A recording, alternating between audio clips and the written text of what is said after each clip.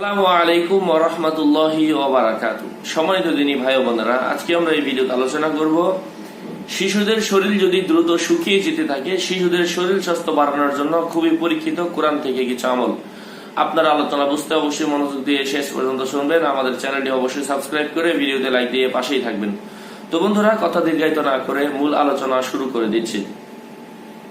শিশুদের শীর্ণতা দূর করার জন্য, শিশুরা যাতে হৃষ্টপুষ্ট হয়, শিশুরা যাতে মোটা হয়, শিশুদের স্বাস্থ্য ভালো হয়, সেটার জন্য পরীক্ষিত আমলটা হচ্ছে আল্লাহ তাআলার একটা গুণবাচক নাম রয়েছে, ইয়া সালামু ইয়া হাফিজু। আল্লাহ তাআলার এই দুইটা গুণবাচক নাম, ইয়া সালামু সাইকার সালাইক আল্লাহ মরিশকার মু, ইয়া সালামু ইয়া হাফিজু হাইকার হা ফরিশকার ফি বরিকাজু, ইয়া হাফিজু। আল্লাহ তাআলার এই দুইটা গুণবাচক নাম যদি জাফরান কালি দিয়ে লিখে শিশুর হাতে বেঁধে রাখা যায়, আল্লাহ সুবহানাহু ওয়া তাআলার রহমতে শিশুর স্বাস্থ্য ভালো হতে থাকবে।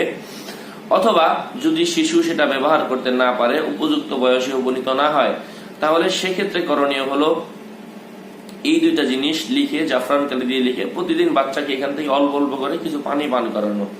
এটার মাধ্যমে আশা করা যায় আল্লাহ সুবহানাহু ওয়া তাআলার রহমতে বাচ্চার শরীর স্বাস্থ্য দ্রুত ভালো হবে এবং বাচ্চা হৃষ্টপুষ্ট হবে। আল্লাহ রাব্বুল আলামিন আমাদেরকে, যাদের বাচ্চার শরীর স্বাস্থ্য কম, ওজন কম, আল্লাহ রাব্বুল আলামিন বাচ্চাদের শরীর স্বাস্থ্য বৃদ্ধির জন্য এই আমলটা করার তৌফিক দান করুক। এমনই পরীক্ষিত আমল পেতে আমাদের সাথেই থাকবেন। আসসালামু আলাইকুম ওয়া রাহমাতুল্লাহি ওয়া বারাকাতুহু।